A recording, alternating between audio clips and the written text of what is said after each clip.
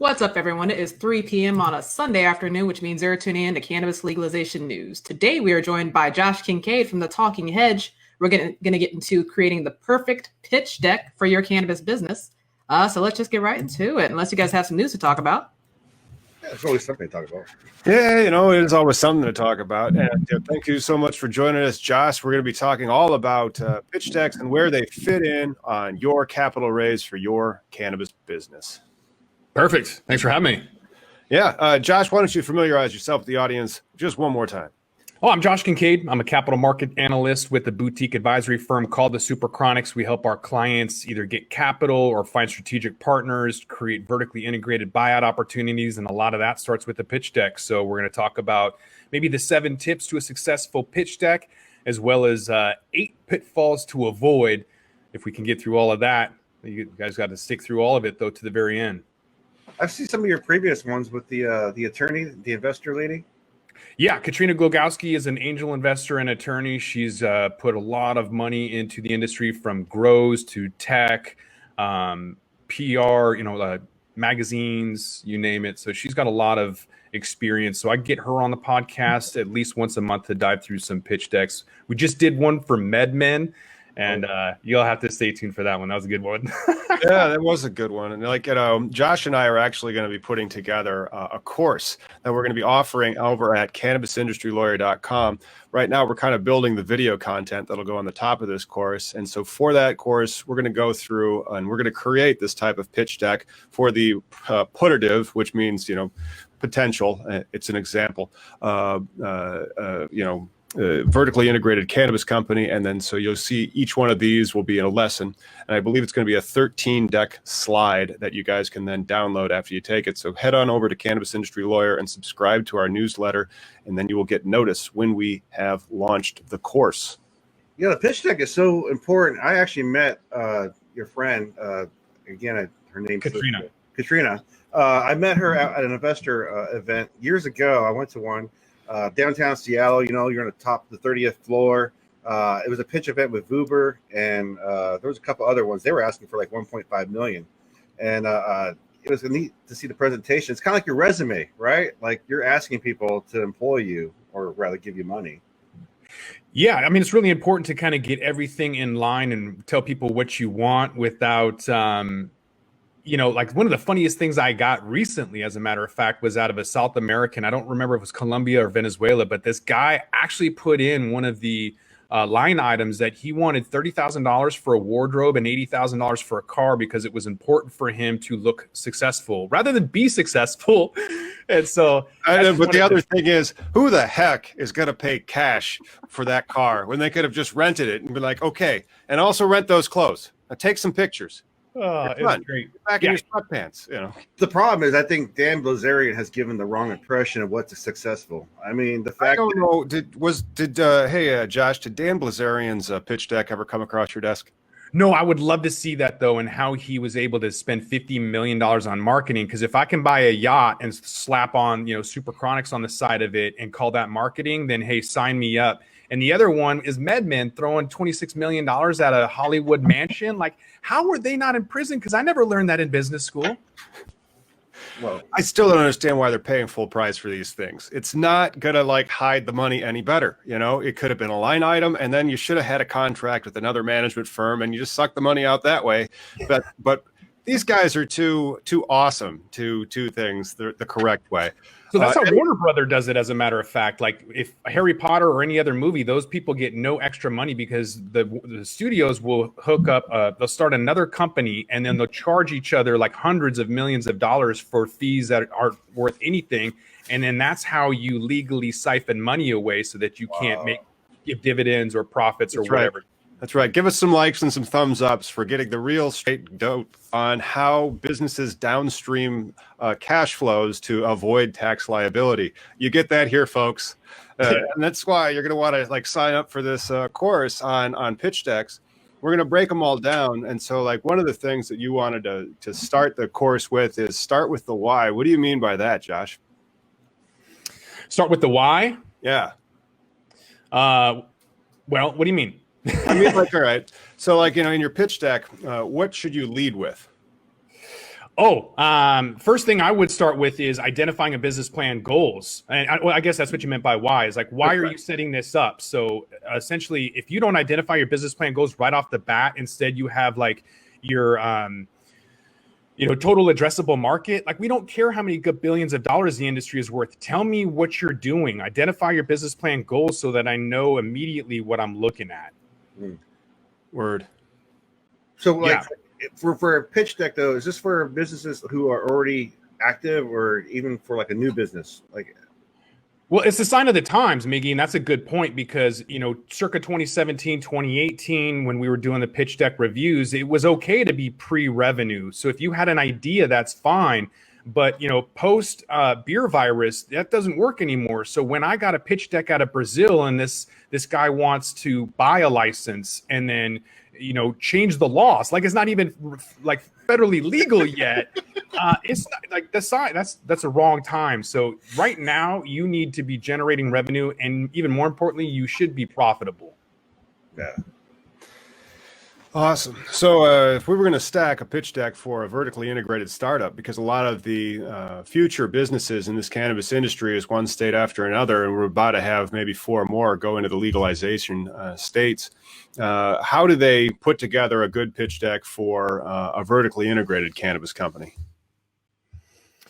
I think that's going to be a majority of the 7 tips to a successful investment deck. So looking at all of these things, I would incorporate all of that because it's important to not only have your partnership, but also you want to be able to hit the market. So if you know your audience and you can understand the market, but even more importantly, the team, right? Most investors are going to want to know, if you're vertically integrated, that you know what you're doing, you know who your target audience is, you've identified those needs and roadblocks, but even more importantly, that you have a team to make that happen. Because the amount of money that they put into MedMen as a multi-state operator and then found out that they had to fire the CEO and completely revamp that entire business, that's tough to do. That's hard to then reestablish that trust.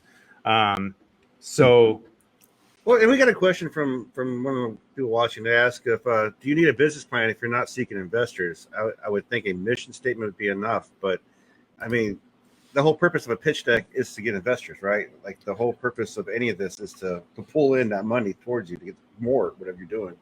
Yeah, really, that's a roadblock that a lot of investors put out there to make sure you've done your own due diligence. They won't look at a business plan, they won't read it, but they want to make sure you have it. Right. And you're going to create a pitch deck from that business plan. So really, if you don't know what you're doing and you don't have an exit strategy, it'd be like creating a restaurant without a menu. Yeah, I always kind of see the pitch deck as like, all right, let's go 30,000 feet, because if you can't get them with that, they don't want to look at any deeper into that surface. And so, the pitch deck will tell you what you're going to do in about 13 slides, and you can do it as a presentation in about 15 minutes. And then after that, your business plan, it depends on what is it trying to do. Is it going into a private placement memorandum? Is it going into an application for a license? And so then it's going to have a whole bunch of more compliance stuff built into it, or legal requirements built into for it so that it can be compliant with the securities laws. So yeah, I mean, like, I just think it also helps the teams understand why they are there and what the one thing they're going to do. Miggy, you remember we had Sparky on from Supercritical? I'm not sure. All right. Well, the Sparky from Supercritical, the guy who was operating in the Oakland area before 2005. That's right. Yeah. Remember him? All right. Well, he said, what were you supposed to do? Think about that one thing that your company does, and that's how you're going to etch out your little market niche in there and sell your product. So that really is something that you can achieve through using a pitch deck to get to that aspect. So Josh, what are the other aspects of your top 7 tips moving on from that one there? So just to jump on the back of that, you have to know what sets the business apart. So we've already gone through number 1, identify the business plan goals. 2, know your audience. Number 3 is understand the market. 4 is identify needs and roadblocks. Because if you haven't told people that you have issues to get through, whether it's regulatory or otherwise, then you haven't really thought out your business plan. And that also goes with number 5, knowing what sets the business apart. Because if you're not any different than the next guy, then why am I going to give you money and not him if it's a better deal? It's like going to the grocery store and looking at a generic olives versus, a brand name olive and spending twice as much. If I don't know what the difference is, I'm going to go for the cheaper one. Yeah. I mean, it's kind of a stupid analogy, but you get my point. At the end of the day, remember, this is an agricultural commodity. I mean, or like at least it's like artisanal strawberries, which isn't even a product. So, you do have to be cognizant of that and your costs and then who you're going to sell to. And so one of the reasons why the vertical plan is one of the more eye-catching in the cannabis industry, it's like, well, I'm going to be able to make my product and then I'll sell it over there. And so like they can see the supply chain more fully, but that has to grow your team and your expenses by quite a bit. And so suddenly you're not in like, the small time money capital raise. Like in Illinois, we have crowdfunding in Illinois, and it's a $4 million per year cap. You're trying to get into a vertically integrated cannabis company. You're not under $4 million. Right. Yeah, and that's also peace of mind too, right? Because if you're going to give somebody money, you want to make sure that they're not going to be buying clothes or a $26 million mansion. Mm-hmm. You want to make sure that somebody is going to know what the state laws are. And that's why I have Katrina Glogowski's, because she's an expert on compliance. Obviously, law is really important.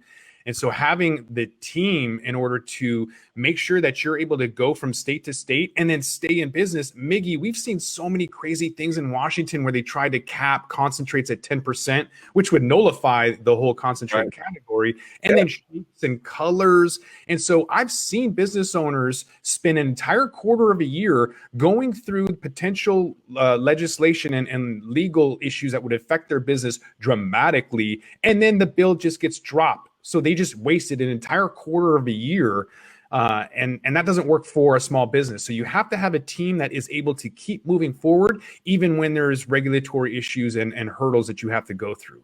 Yeah. Those regulatory issues that you mentioned too. It's funny how there's not more people involved in cannabis. People who are making money from this. That's, I think, what hurt Washington's medical. Right, everybody got happy in their little stores and was making their own money, but when there was a bill coming out, there wasn't no like, hey, let's get our shit together and make it regulated. It was more like, hey, let's see what happens, which killed medical out here.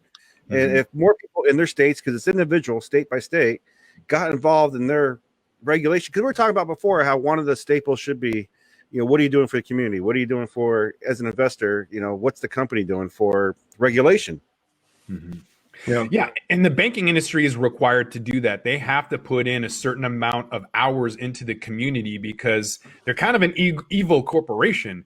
And so in order to get that perception management down and buy people's love, they either have to pay money or they have to put people in. And so when I worked for the banks, we were going to schools and donating money for the toys and fixing up hardscape, landscape, and remodeling schools.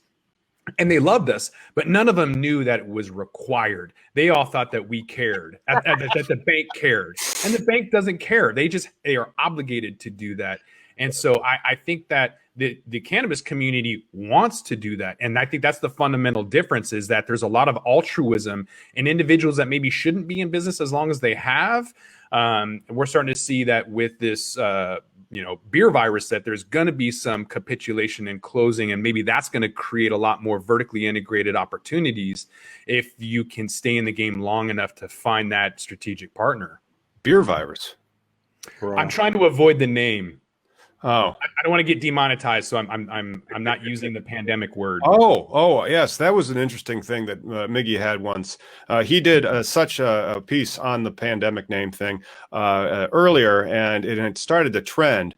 And then they took it down, and then later it turned off that like there was actually legitimate news stories, showing cannabinoids and the viral properties of that. Yeah, that was actually started by an ex-NFL player, Kyle Turley, who said that very, very early on, and he was right. And I thought he was crazy for saying it out loud, because we all know that patent number 6630507 has a neural protectant to hold heavy metals and other things from crossing the blood-brain barrier. We all know that. But once you say it, especially during a sensitive time, then people think you're crazy. Right. But now you have you have scientists using those cannabinoids for the pandemic issue, and now he's not so crazy. No. I had to say the pandemic is probably the best thing for cannabis because one, it's been labeled essential, and two, it's more people are learning that it has medicinal value. Mm-hmm. Well, I mean, again, that patent is now expired. And so like the fact that there was a patent, which means it's 20 years, which is now expired, that says exactly that, cannabis is an antioxidant neuroprotectorant, both THC and CBD. They disclosed both. Who's they? The United States government. They held their own patent through expiration. And so now that cannabis is expired, can we get the plant patent, or could you get a plant patent on this because of that 6630 patent? Is that something that would just totally destroy the market, or is it more like a plant patent? So that's a concept for another show when we book an intellectual property lawyer. Yeah, but I'm definitely seeing a lot more pitch decks and a lot more investment intrigue from places that are far flung. So I think that with the essential business designation that we're seeing, coupled with places like Northern France and Greenland banning alcohol because they're afraid that people staying at home is a danger to children, that was actually stated. And so I think CBD being a gateway into cannabis is drawing more investors. And especially if people understand sin stocks and the inverse relationship they have during economic downturns, that's creating more investment intrigue. And we've seen 52-week lows on some of the stocks, again, creating some FOMO and interest and stuff. So I'm seeing a lot of pitch decks from crazy areas, South America, Europe, Asia, and they're all over the board. A lot of them. BPM look like there. I mean, Christ, of course, then if we're just drafting this, well, because where's the investment dollar going? Is it going to France, or is it going to Nebraska? I think it's mostly in the U.S. I don't even think it's in Canada anymore because the expectation is $6.63 versus $1.23 in the U.S., meaning there's people in Colorado that can manufacture 1 gram for $1 and change versus the publicly traded LPs that are doing it for over $6. So where would you want to invest your money right now? On the dollar. Are you seeing more people wanting to be invested in actual the flower part or the store part? Because I think unfortunately, because of Washington, how we're horizontal, we made superstars out of store owners, which I don't get. But I always think the farmer should be the focus, the actual place where it came from, right? Where my wine, the brewery, distillery, whatever the F it is, those should be the ones that we talk about. But it's always the store or the white label brand. Are you seeing people wanting to be more hands-on with the flower? Because that event that I saw with Christina, it was mostly the people using a Vuber, which is a vape pen. 2, there was another one which was a Bitcoin transactional type people. So it was all non-flower interactive people.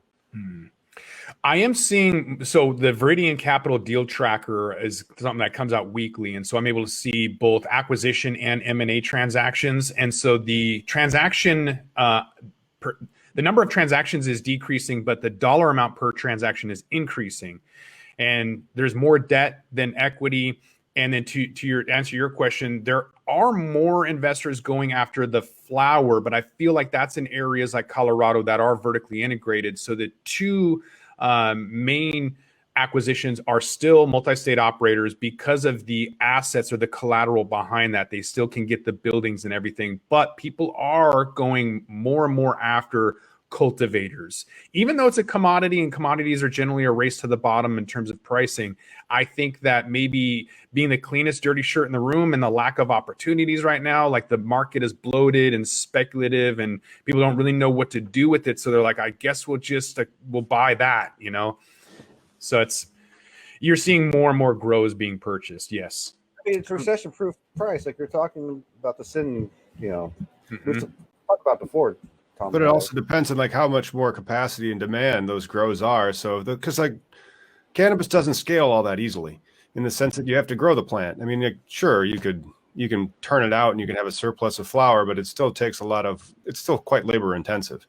Yeah. And so because of that, it's not creating a piece of software and then it just works throughout wherever that portal is throughout the world. Is that one of the reasons why these demands for the cultivators is so high? Because the market for it just keeps growing, and so that the pressure on the cultivators to continue to put out the flower is increasing as well, and that just kind of like creates a throttling of that talent versus the output. I think that's more optimistic than I'm willing to admit. I think a lot of it with Curaleaf, for example, is greed. And so 800 million, 900 million to buy these brands and these farms, I think is a way to have, whether there's intellectual property or otherwise, they can basically buy this and slap that price on there, kind of like Weed Maps having an arbitrary $420 million valuation. I don't think that they're buying it necessarily out of the hopes that this commodity will be profitable long term, because nobody thinks like, oh, I'm going to go buy, a farm and we're going to generate a lot of revenue. That they want to buy a brand, but maybe the immaturity of the market, maybe there's a lack of opportunities. I think that you look at Canopy, they've written off $3 billion, and so like they've written it off. Like that's the charge off. It's like, what happened to that invested capital that we did, and then we just passed? Oh, that's next quarter's problem, and somebody's just taking a fat paycheck. But anyway, one of the questions I wanted to get to is like, what about like we touched on IP a little bit? Can we have them like patent our pitch deck? Can investors like steal our idea? Yeah, but so Adeo Rossi of the Founders Institute, which is for investors, he's based out of San Francisco, and he says, no one's going to steal your stupid effing idea. He doesn't say effing, but I don't want to get demonetized. And right. I think that's great because, you can steal an idea, but can you implement it? Like if you don't know what I know, you can try and steal an idea, but you're not going to really be able to implement it to the degree I can. So yes, they could steal it, but are they going to be successful? Probably not. True story. And then so business plans aren't dead. So at that event that I met Christina, because I asked people, like I'm always inquiring about money. I just like money for some reason. But I asked her and a couple other people, when someone brings a business plan to you, what are you looking for? And one of the things they all told me, which it's hard for me to wrap my head around because I do this because of the social justice and all the other stuff, but an exit strategy. They said, hey, you should have an exit strategy. So a business plan is still needed no matter what, though, right?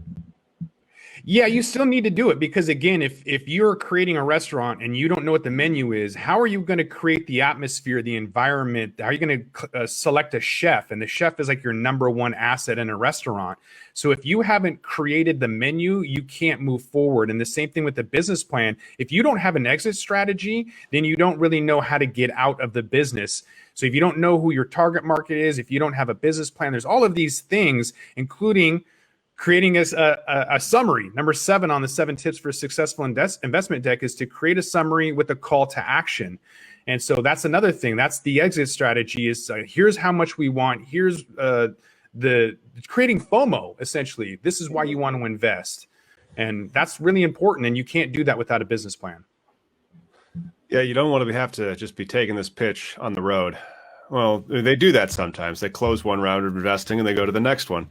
But sometimes the people, I think, can get addicted to raising money. And I think a lot of the people started with a pitch deck that had a compelling idea and then a good team. Because if you can steal somebody's idea and they're kind of like fungible in the sense that one idea could be taken and placed over there, but you can't have me do it. You're going to have somebody else that's on that team doing it and taking care of the actual execution of the deal. And so when you're looking at that team, it's really important that, especially if you're vertically integrated, like who do you have that knows about retail? All right, where? How much do they know about retail? All right, who's growing? How much are they growing? Security. All right. And so all these pieces need to come in. And then, of course, like if you had somebody who was financial, who's taking care of like papering all this so we're raising this money appropriately. That's another thing. That's is that going to be a member of your team? It's pretty interesting. And then that was something that one of the things that we were talking about earlier. All these types of slides that you need. We're going to go through the types of slides that we have in the pitch deck that we're going to be building in the course. One of them we were joking was cannabis is pretty much the only industry where it looks like you might need a whole slide for regulatory hurdles and or compliance. because you might need to like say, hey, these are the market challenges or the political challenges more than market challenges. Here's our strategies to deal with each one of them. Yeah, no Well, that's doubt. number 4 is needs and roadblocks, and compliance is always the thing. You have to plan for the unplanned. You have to, even if you're like in concentrates. Well, so there was a vape company in Washington. They started making pre-rolls because during VapeGate, what else are you going to sell? So you kind of have to plan for the unplanned. Well, you've also dealt with Cecilia and her working around the CBD drink, because now it's a little packet of powder when they were trying to come out. Yeah, so August of 2018, Washington followed California banning CBD beverages, and she launched at HempFest, and then literally like 2 weeks after HempFest, around September 1st, 2018, Washington implemented that law banning CBD. So how do you pivot to stay relevant? You know, she ended up relocating to Nevada. A lot of people don't have that as an opportunity. If you have kids or a house or whatever, how can you just up and move to another recreational state? It's not really that feasible for the majority of folks. Yeah, just literally political risk. You could be out of business tomorrow, or there could be millions of competitors tomorrow. Seriously, because you guys covered some really good pitch decks in the past, and I've seen you called some red flags out. What are some of the big standouts you've seen that people have done? Well, I think, so like the 8 red flags for pitching to investors is the incorrect founding team. So Ignite would be a perfect example. Is Dan Blazarian really the guy that you want to give $50 million to? Come to find out, he's getting sued right now because his dad was a scammer too. So his dad had to leave the United States for Armenia, and he hasn't been able to come back to the United States. Armenia doesn't have extradition. And so Dan Blazarian's dad was actually running Ignite the entire time. Not Dan. Dan was just with the models on a boat. And so that he's in court right now because he defrauded $25 million and some other stuff. So yeah, the number 1 red flag is make sure that you don't have an incorrect founding team, because again, that's what investors are looking at. They're not really investing in the company. They're investing in the founders, making sure that they're the right folks to do the right thing. What do you think about High Times? I think High Times with $100 million in debt and being not understanding the market, not understanding the investors, which is number 2 and number 3 on the 7 tips to a successful investment deck. High Times has failed those. So you're going to charge people to buy the magazine when all of your competition is giving away for free. Does that mean you're not getting enough from your advertisers? I think they are incredibly slow to keep up with the sign of the times. And they just kept with growing rather than switching to a consumer market with culture and dabbing and these other things. They just kept throwing out, this is how you grow. And YouTube has kind of fulfilled a lot of those needs and tutorials. So I would never invest your money in High Times. Just curious. I'm a subscriber. And that's the other thing too. So number 2 on the 8 red flags when pitching to investors is baggage. If you have a lot of debt and no vesting requirements for the owners, like people at MedMen, for example, and there's a messy cap table. I won't name names, but in Washington State, they took money from a famous investor, and he had 200 investors underneath him. And so that syndicate makes for a very messy cap table. So when the company in Washington tried to get more, God, how do I say without, when they try to buy other things, they weren't able to because they had to get signatures from the entire syndicate, meaning all 200 people on that cap table. So again, having baggage is something that that investors aren't going to want to go after. Yeah. And then startups don't have those baggage, but also they don't have the assets. They don't have the licenses, and so it's very difficult. So you see more conditional financing. Sure, you get the license, then we might extend you some credit. Yeah. And so that's number 3 is you have to raise more money just to survive. So if you didn't go out and get enough money to begin with, then all of a sudden, you need more money just to keep the lights on. Nobody wants that. No one wants to get diluted from every single time you have to raise capital. And then number 4 is crazy founder salaries. Like, are you seriously buying a $26 million mansion? Like, who taught you that? That's crazy.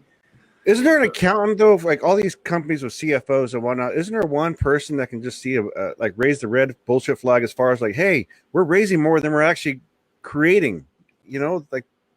We stopped looking at the creating the actual business practice. This is why we got the president we got. The man didn't make his own business. He's been running his dad's money for just like Dan Bilzerian. In his defense, the president did make about $500 million in rights from the Apprentice, which he promptly started laundering through real estate schemes. Gotcha. Well, again, show me the successful business. Show me the tangible Trump stake, Trump University, whatever the F. Show me something that you've done as a businessman because I mean, it's all about input output, right? Like just like losing weight is just like making money. The more you got coming in, the more you have.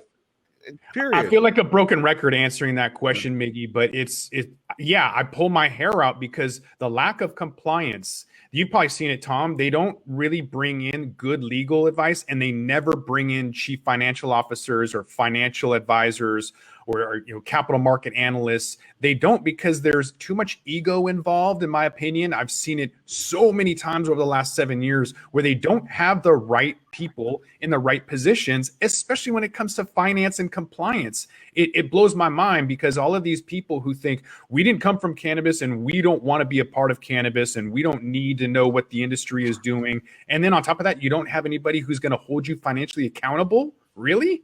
Good luck. Josh, prime example of that was going on in Seattle this week. I mean, I hate to be a bearer of shitty news, but you know how we have Sean Kemp. This article came out, ex-NBA. Right now they're writing off this black-owned dispensary, cannabis dispensary owner, but unfortunately, he only owns 10%. And my point being is there's going to be a lot of backlash on this one store in a local community because of what's coming up right now. So just give it a couple week or two and you're going to have marches. You're going to have shit going on out there because some dumbass was like, all right, let's just write off this guy's name. I mean, it sounds great, but he's only getting 10% just for his name. And they're writing him as a black cannabis owner. It's not. Yeah, well, Rick Garza is on the Liquor and Cannabis Board, or he was, and he admitted that there were 2,000 businesses and many of them were black owned, but now we only have, I think, 500 or less. And so there are none. And so that's really unfortunate and, kind of a red flag, if you ask me, that all of these business owners that were doing very, very well, why were they forced to close? Why weren't they given the ability to transition from medical to the rec state? And then you look at cases like this where Sean Kemp might be getting 10%, or maybe it's even less, like 2.5%. It's not the right way to do it, which is why we're seeing states like Illinois implement social equity programs. Even though it didn't work in California, when you had Ryan Kunkel of Have a Heart going down there and buying working with a social equity applicant and then paying him off, or actually his business partner, and then selling it to High Times. So there's got to be a vesting period or some way to not defraud the social equity program and the applicants for that matter. On top of that, the investors, because you're making shitty decisions and now people put money into you. That's a great point, because back to that whole example with Weed Maps and the $420 million valuation, number 5 on the 8 red flags when pitching investors, Vanity Metrics. Ooh. So if you just throw out some vanity metrics like, yay, we're $420 million valuation, or our cost of acquisition, cost per customer is X, or, if you don't have the right return on investment, if you don't have the right valuations, you're going to have shareholder lawsuits. Inevitably, when the price changes for Weed Maps, they will get sued by their shareholders. We've seen it up in Canada when the stock price went down, they got sued by shareholders. And it's like you kind of were told that it was not 100% guaranteed, that it is risky, and yet people are still throwing their money at it like it's a crap table. Yeah, and they will go through your stuff, and like they will fly spec all those investment papers that you used to raise that money to go after it personally, because then you're going to say like, I don't owe it to you, the company owes it to you, not me, the company. And then they're going to say, no, you raised it wrong, and so we're going to sue the crap out of you personally and all the other founders personally and try to go after all your stuff. And all too often, they don't understand key performance indicators. That's number 6 on the 8 red flags for pitching investors. Not understanding key performance indicators for your industry If you don't understand the culture in cannabis, if you're part of Canopy or Aurora, that's written off 3 billion and 1 billion respectively, I would say you probably don't understand the culture. Tilray is one of those too. Brandon Kennedy does a smoke pot, he brags about it, and yet he's one of the worst performing stocks out there because he's literally sitting and waiting for somebody like Coca-Cola or Philip Morris or whoever to buy him out. And he doesn't understand the industry. He probably understands key performance indicators, but not as it pertains to the culture in the cannabis industry. And I think that goes and runs deep, because how are you going to know what's trending if you don't know what's going on? Everybody wants to be the Marlboro or the McDonald's of cannabis, but yet the bar for the consumer is way up here. Yeah. And these industrial assholes are way down here. So yeah, but it's just most of the people that govern these companies, I think they have Tears for Fears, that everybody wants to rule the world song just going through their heads. Like that's like their life story. They're like, yes, I'm in charge. But and that just kind of allows them to be warped in their perspective of what's actually going on. And they kind of fail to see, well, our key performance indicators, well, they meant shit because you had no understanding of the market whatsoever, because you proudly say that you do not use the product. Not sure how you ended up as the CEO, but you did. Yeah. Number 7 of the 8 flags for pitching investors is just distractions. So when you have too many slides in your pitch deck and like a total addressable market and you go on and on about stuff, it's like, we don't care about the gabillions that you think. Just get to the point. Stay on track, stay focused. And then finally, number 8 is not asking for enough money, which is different than, raising enough money to survive. No one wants to invest when you have to get money. The difference is not asking for enough money to then dilute those shareholders. So being focused and being concise, not having a slide deck that's 30 pages, unless there's addendums or things at the very end, keeping it very relevant and to the point, I think is important. Yep. Well, let's briefly touch on the lessons that we're going to do. I mean, so you guys can find this courses /cannabis pitch decks over at cannabisindustrylawyer.com. So we're going to start with the intro slide. And we're going to throw in some legal jargon on that, mostly just names and stuff. And then there's the what's the problem slide, your team solution, the business model, market overview, market and selling, cost and pricing, competition, team, social impact. That's something we haven't really touched on yet, is that aspect of the pitch deck so that you could have in the cannabis industry in particular, is this social wellness and justice. We touched on it briefly with the banks, but the banks were like legally obligated, as opposed to like in Illinois, it was an optional social equity program. It turned out that everybody had to have those social equity points to even be in the contention. But that's also something that you should have. And then there was also the competitive advantage, like AKA your secret sauce. And then a conclusion. So really, a tight pitch deck is really only going to have about 13 slides on it, right?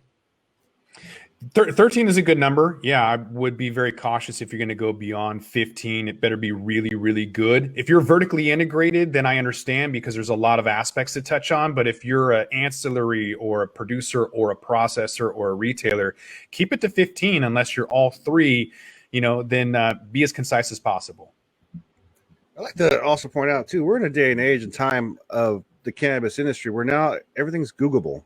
Like the person you're looking up or doing business with, like there was a time frame where the excuse was, well, we didn't know because there's no history on this person. There's no whatever. But we're at the point now where you can actually look somebody up and find out where they stand, what they've done.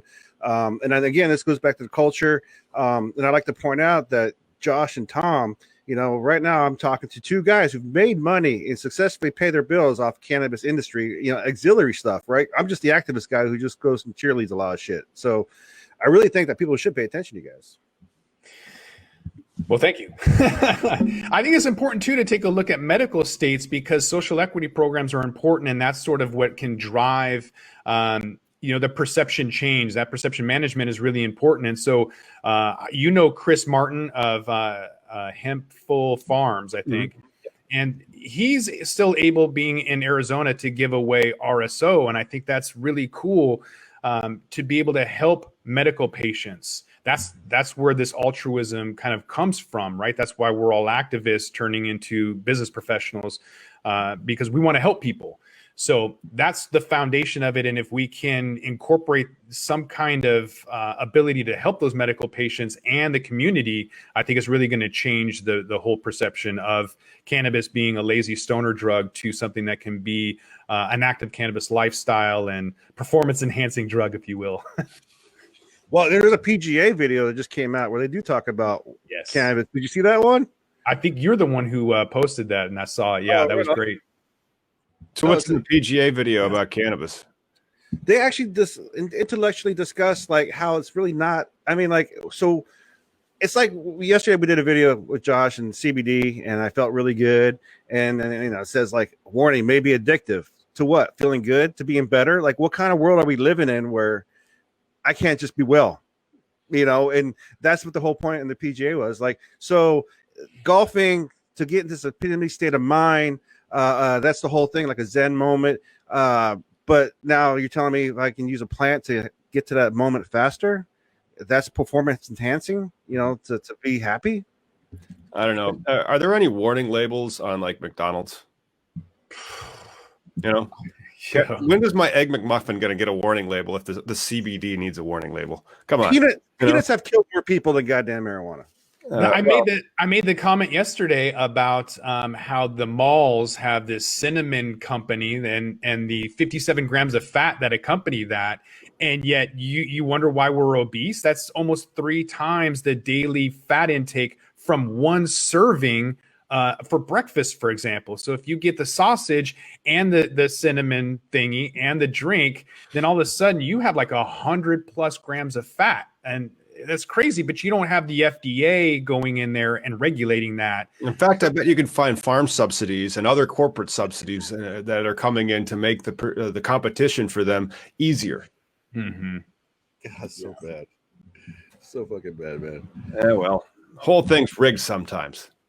Yeah, I would agree. It's not set up for the small person. You just saw Wells Fargo wanting to eliminate matching their 401ks, and it wasn't the tellers that were revolting. It was the people making $250,000 or more that had a swift feedback for the executives, and then they immediately reversed course because of the backlash. And the backlash didn't happen from the people in the bank; it happened from the executives, and that's what's really unfortunate, that we have to be careful in the cannabis industry to not allow.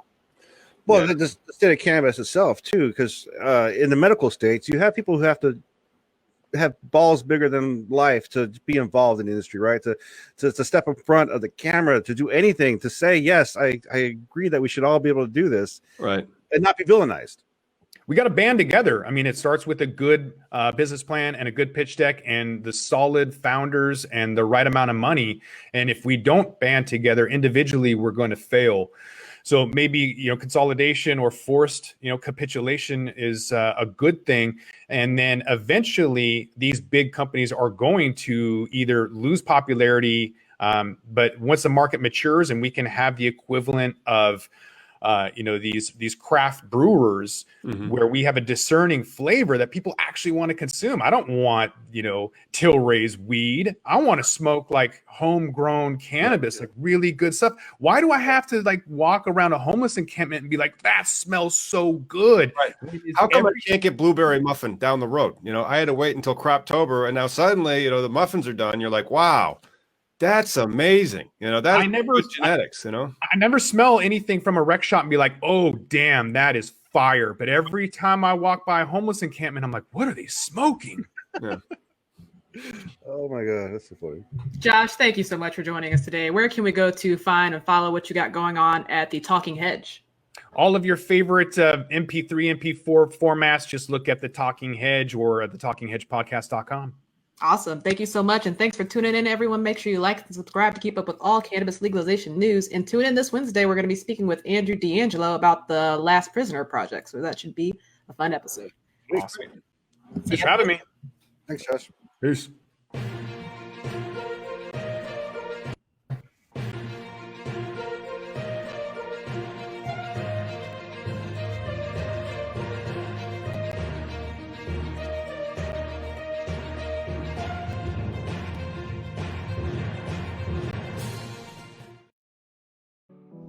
With that, we're going to roll this one up. I'm Josh Kincaid. This is The Talking Hedge. Don't forget to like, share, and subscribe, or don't, and I'm out. Don't forget to smash that like button on your way out and check out these other videos that we've got.